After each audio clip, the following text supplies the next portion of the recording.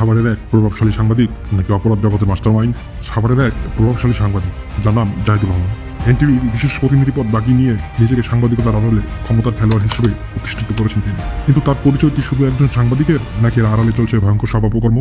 5 আগস্টের পর থেকেই বিএনপির ঘরোয়া রাজনৈতিক নেতা ও মিডিয়া ব্যক্তিত্বদের সাথে ঘনিষ্ঠ হওয়ার চেষ্টা করেছেন জাহিদুর রহমান।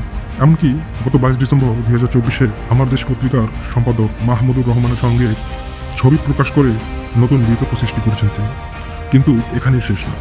বৈষম্য বিরোধী ছাত্র আন্দোলনে পুলিশের দিক নির্দেশনা দিতে দেখা গেছে তাকে। এমনকি জুলাই গণ অভ্যুত্থানে সন্ত্রাসীদের সাথে তার গভীর সম্পর্কের কারণে ছাত্ররা তার রিপোর্টে কোনো খুনির নাম উল্লেখ না করার অভিযোগ উঠেছে তার বিরুদ্ধে। শুধু সাংবাদিকতা না, অঘোষিতভাবে সাভার মিডিয়া ক্লাবের ছত্রছায়ায় গড়ে তুলেছেন সাংবাদিকতার নামে চালাবাজি সাম্রাজ্য। এছাড়াও কয়েকটি আবাসন প্রকল্পে কোটি কোটি টাকা বিনিয়োগের তথ্য পাওয়া গেছে। রাজনীতির বাইরে সবিস্তারকাদের সাথেও রয়েছে তার গভীর সম্পর্ক। বিশেষ করে সাংসদ এনামুর রহমানের জন্য নায়িকা সাপ্লাই দেওয়া, ব্ল্যাকমেইল করা এবং বিভিন্ন নেতাদের কাছে সবিস্তারকাদের মাধ্যমে ফাঁদ পাতার অভিযোগ উঠেছে তার বিরুদ্ধে।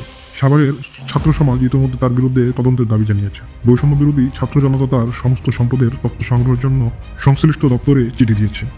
সত্যি একজন সাংবাদিকের ছদ্মবরণে কিভাবে এমন অপকর্ম চালিয়ে যাওয়া সম্ভব? কে তাকে রক্ষা করেছে?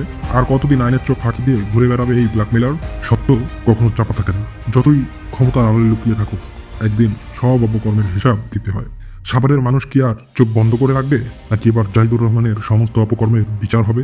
জনগণ দেখছে, সত্য প্রকাশিত হবেই, সময়ের অপেক্ষা মাত্র। নিউজ 24 বাংলা, সাভার, ঢাকা।